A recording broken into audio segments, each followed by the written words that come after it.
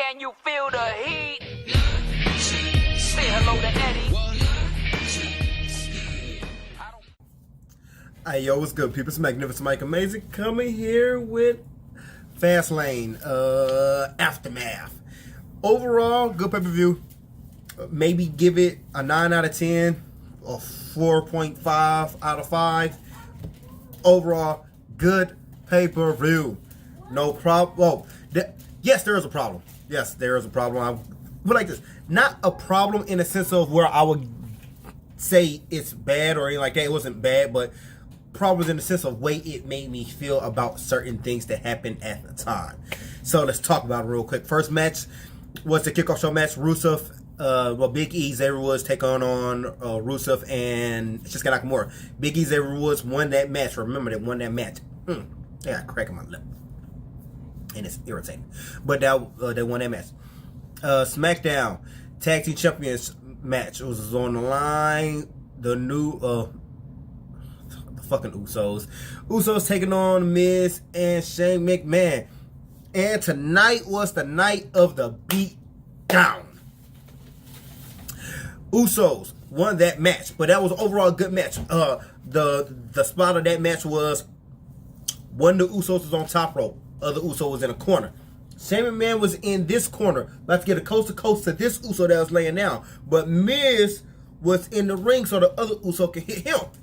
So it's pretty much Uso, Shane McMahon. Who gonna jump first and who's gonna what they gonna do? So this Uso decided to jump on the Miz. When he tried to jump on the Miz, Shane redirected his coast to coast and she just hit the Uso out the air and saved Shane and saved Miz's ass. Overall, good spot. I ain't had no problems with it. But then after the match, after Usos won, y'all remember the same way the Usos keep getting beat? Whoever they face, it was the Bar. They did it once. The Bar did it once, and nobody knew they did it once also. They right when the Usos go for the splash, they put their knees up, and then they roll over and get to 1, 2, 3. Usos did that shit to Miz. And that's how they won the championship. Oh, that's how they kept the championship. Then after the match, while Miz and Shane was out there talking to Miz's dad, feeling some type of way, Miz walked past. We're gonna go to the backstage, and then Shane turned heel and beat the holy hell out of the Miz. I was good for that beatdown, and that was that. Next match was for the SmackDown Women's Championship. Asuka taking on Mandy Rose. That was not need to be said. We know who won that match, so you know who won that match. Okay, cool. Hold on before I get that. After the Miz and Shane, because right after that match, Elias came out there to talk shit. And that's what his little thing was. He just came out there and continues talking shit. Alright, cool. He came out there 3 times. I'm trying to think when was the second time he came out there. He came out there for something else. Okay. I can't remember if this happened before or after because so many things happened. Then next match was Asuka and Mandy Rose. Like I said, we already know who won that match. Asuka was going to win that match. Mandy Rose wasn't. What happened is Mandy Rose, she tripped on the apron after Sonya Deville tried to interfere. So, whatever. That was that. If you wonder why I'm looking at you, I got one camera right here, I got one camera right here. So that's the reason why. So if you're looking at, you look at this, and you look at, yeah, that's why. But New Day, Kofi Kingston had to have Mr. McMahon wanted him for something. So they figured it was because Kofi Kingston was going to get put in a triple threat match. Cool. He wasn't. He said he was, but he pretty much worded his words differently.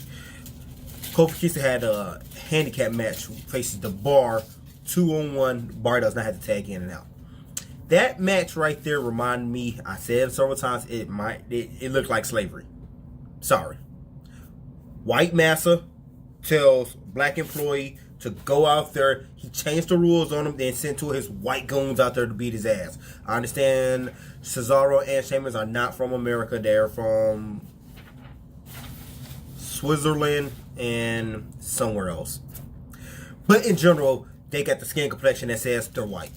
But, not to be racist, but that's what it looked like. That's exactly what it looked like. And the way, the fact that we still never had a African American WWE champion, and the fact that Vince McMahon is doing some fucked up ass shit, it looked good. And when the New Day decided to come out there and try to help Kofi Kingston, they got beat up by Shinsuke Nakamura and Rusev. Like I said, night of the beat down. And that was that.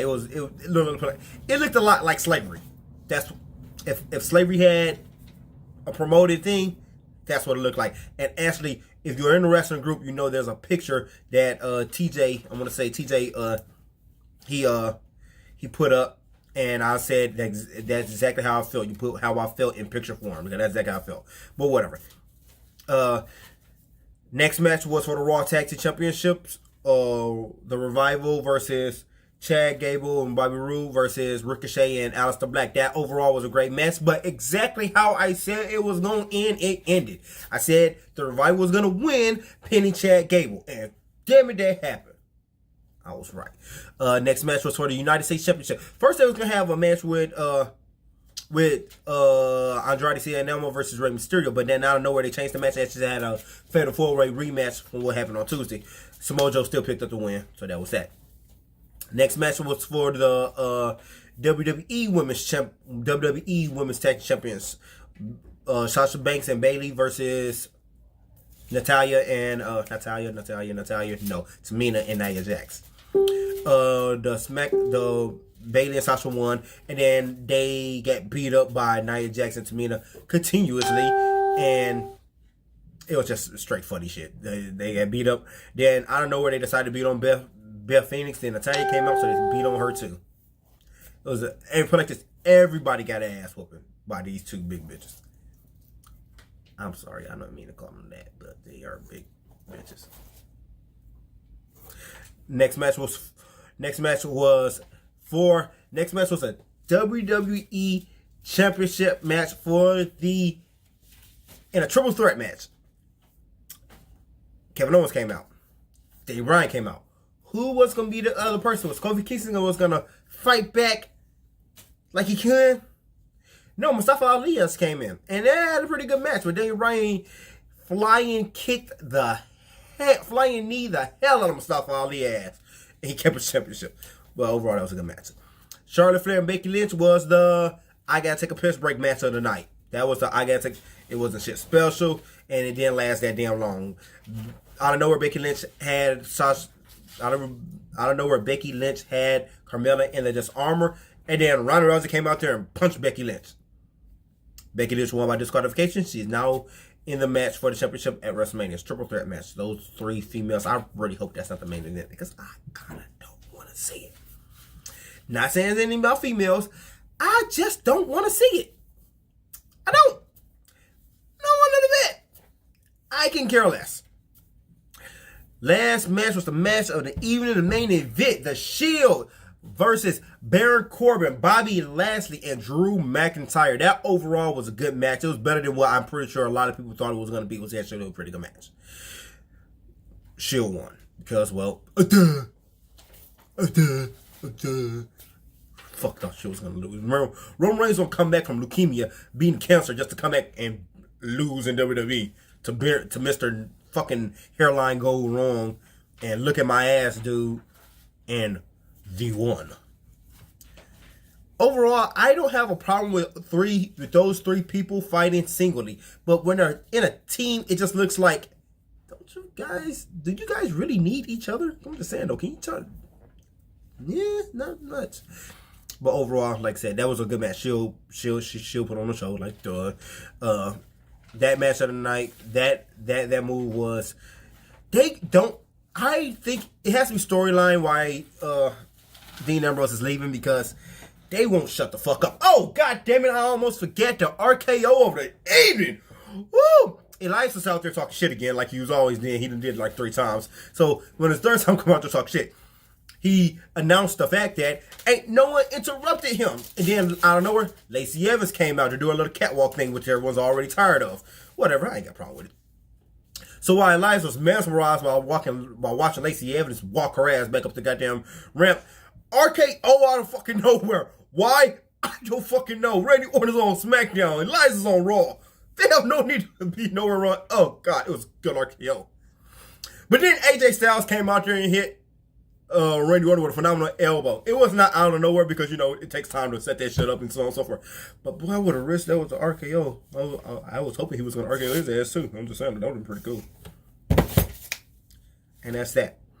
And that's Aftermath for Fastlane.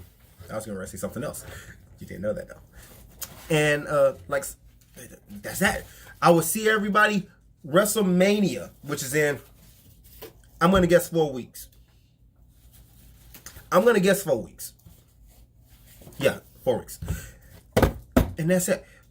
People in the group, I hope you like the play-by-play. You know I'm here to talk to everybody. If you ain't in the group yet, you should have been there. I don't know why you're not there, but you should be there. If you don't know what it is, it's called Wrestling Unlimited. All capital letters. You see this guy. And about 2 other people. My boy Lamar and Shelter. But we here, yo. Peace!